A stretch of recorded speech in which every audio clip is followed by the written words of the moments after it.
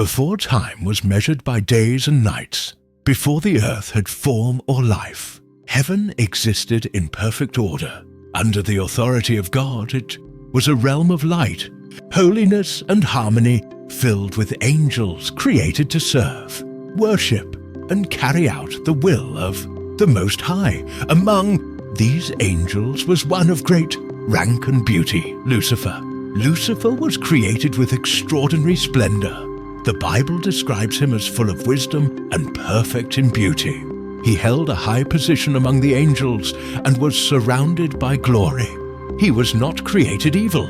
He was created to serve God and reflect His greatness. But over time, something changed within him. Pride took root in Lucifer's heart. As he beheld his own beauty and power, he began to desire more than what God had given him. He no longer wanted to serve.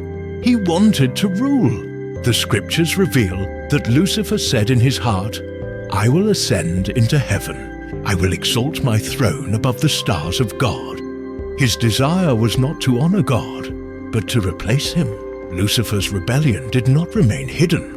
He began to influence other angels, sowing seeds of discontent and deception. He questioned God's authority and persuaded many to follow him. A division formed in heaven.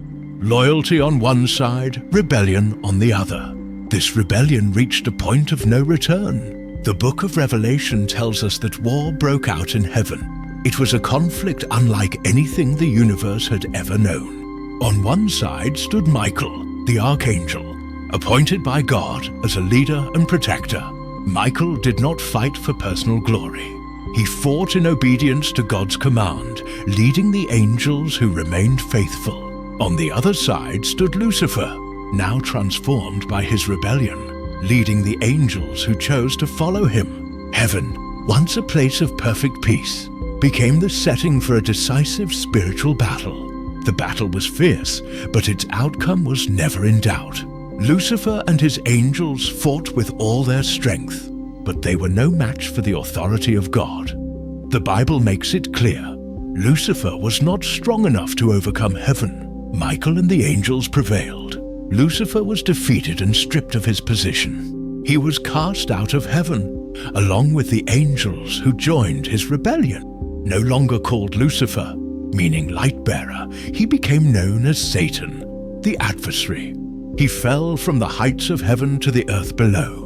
His fall marked a turning point in the spiritual history of creation. Heaven was restored to order, but a new reality emerged on earth.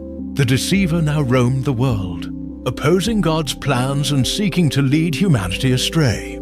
The war in heaven teaches us powerful truths. It reveals the danger of pride and the consequences of rebellion against God. It reminds us that no matter how powerful a created being may be, God alone is supreme. His authority cannot be challenged, and His will cannot be overturned.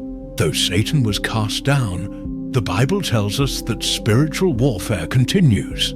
The enemy seeks to deceive, accuse, and destroy. But Scripture also assures us that his defeat is temporary. God's ultimate victory is certain. The war in heaven points forward to the final triumph of God's kingdom, when evil will be fully defeated and peace will be restored forever. Until then, the story stands as a reminder that loyalty to God brings life, and that light will always overcome darkness.